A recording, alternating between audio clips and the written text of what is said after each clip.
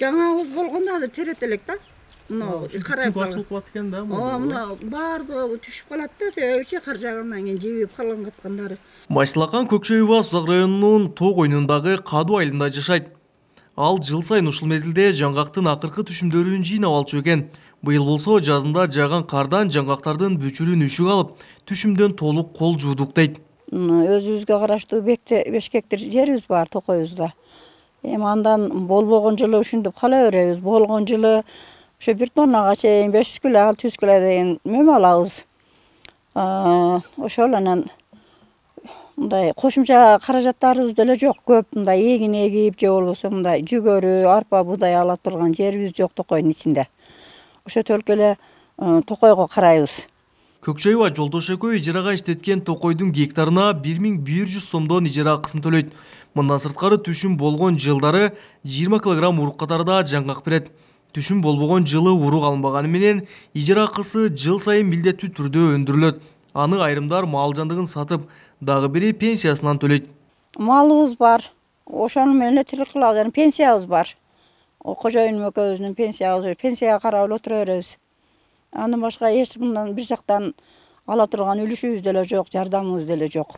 Пенсиям мында кече 350 сом кошулуптур, мурда 6000 болчу. Меники 5900 болчу. Азыр 6000, кожоюнумку 6500 сом болуптур.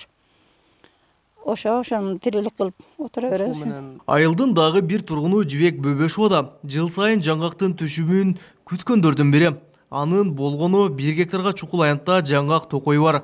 Жаңгак түшүм берген жылдары аны сатып, кышка кам көрчү. Быйыл түшүм болбой 4 баласын мамлекеттен алган 3200 сом жөлөк пул менен багып жатыптыр. Биздин өзү ошо ишенгенибиз ошо жаңгак болчу да, биз азыр жаңгагыбыз Токойубузда жаңгагыбыз болбой калды. Ошо эптеп тирилик кылтабыз, эми тапканыбызды курсабыз менен балдарга багып. Бизге кыйын болуп атат, ошо инвалид кызым бар, жолдошум ооруйт. Ошо бизге кыйын, ошо биз азыр ошо пособиябыз менен жашап атабыз деп пособияны да кээде зорго берет. Ала албай кыйналабыз. Быйыл жаңгактын түшүм бербей калышы Тоо койнундагы айылдардын көпчүлүк үй бүлөлөрүн түйшүккө салды. Алар менен катар жаңгакты алып сатып, же маңызга айландырып күнүмдүк тиричилигин өткөргөн жүздөгөн адамдар да бул жылы жумушсуз калды. Ал эми жерлердеги жаңгак базарлар учурда иштебей турат. Той жаңгак болбой калып, ошо үй жаңгакты алып, ошо элдер күнүмдүк немелерине алып чагып жешет.